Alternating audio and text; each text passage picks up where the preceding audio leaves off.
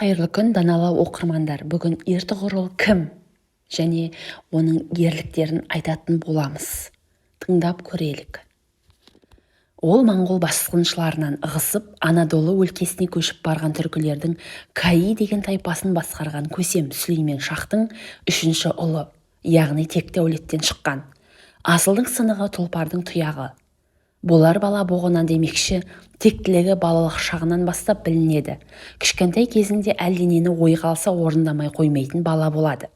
Бойындағы әділдік, тазалық, адалдық қасиеттер бозбала шағынан-ақ көзге ұрып тұрады. Дүниедегі зұлымдық пен қараулықтан әбден ашынған Ертұғырыл ержеткенде бүкіл ғұмырын туралық үшін күреске арнауға бел буады. Залымдарға ажал, ал әлсіздерге қорған болуға бекінеді.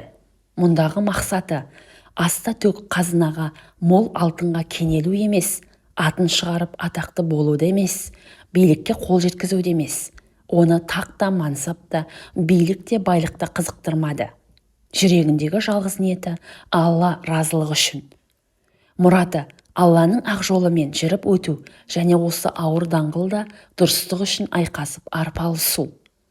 Мұрты енді тебіндеген балаң жігіт шағынан-ақ осындай биік мұрат қойған ол бұл жолда көптеген қиындыққа, сатқындыққа кезігеді.